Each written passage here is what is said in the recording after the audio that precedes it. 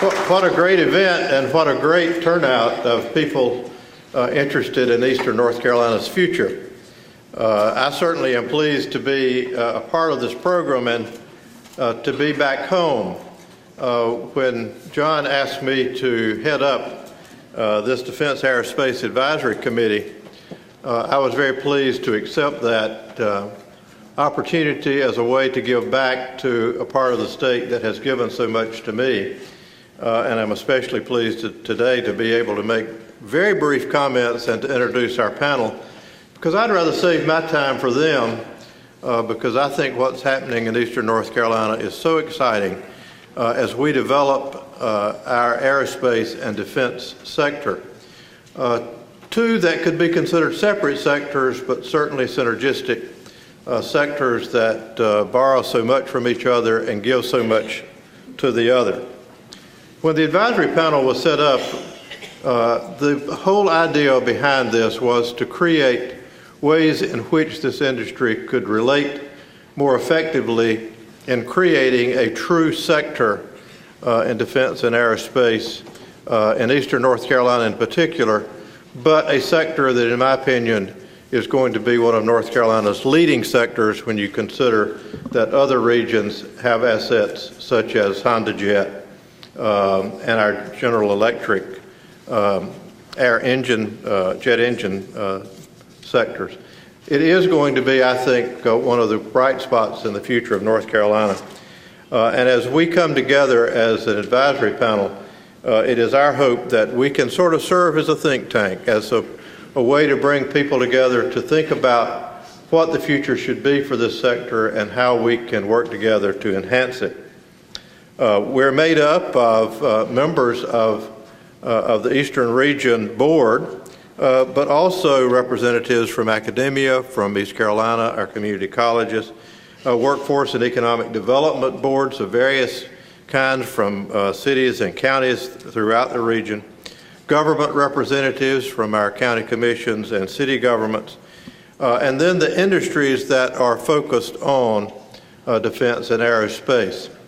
It's a very good panel, one that meets on an ad hoc basis, but one that I believe can play an important role as we build this sector. One of our goals is to create networks and collaborations between industries and between those agencies and institutions that can play an important role in supporting the success of this sector. One of the things that we're doing that we hope will be a significant contribution to this is facilitating the creation of a non-destructive inspection and non-destructive testing institute in the region.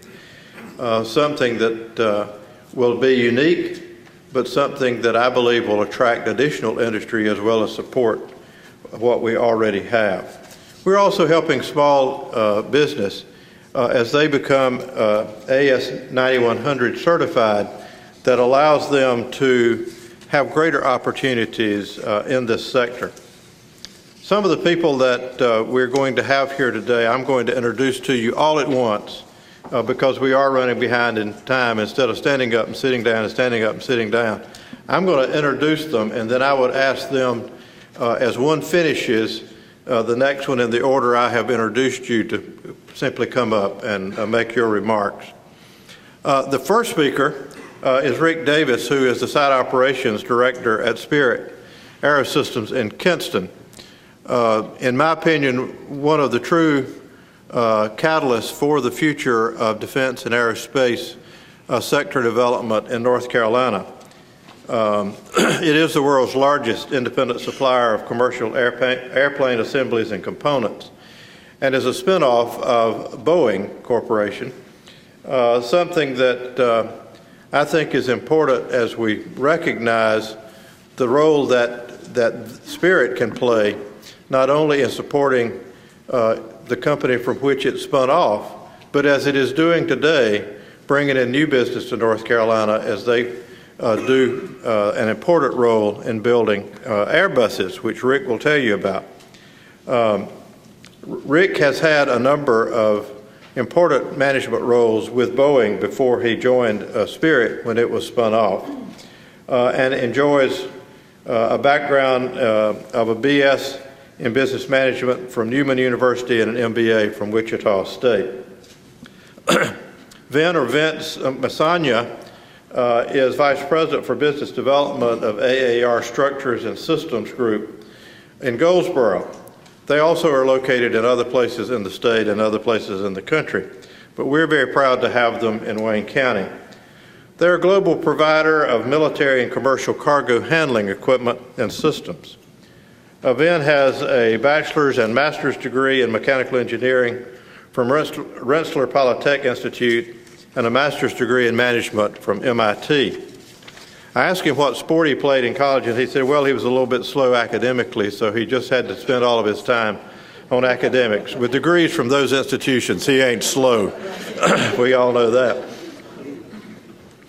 Mary Beth Fidel is a Director of Industrial Business Operations at the Fleet Readiness Center East in Havelock, what I always knew as the Naval Aviation Depot in my years in service and in working with that community. She's had prior positions in production as its division director, head of the command support department, and a materials engineer. She has a bachelor's in chemical engineering, which is strange she would take that to aircraft, but stranger things have happened, I guess, in industry from Syracuse. But she did end up improving her education by coming to North Carolina State for her, for her master's in engineering.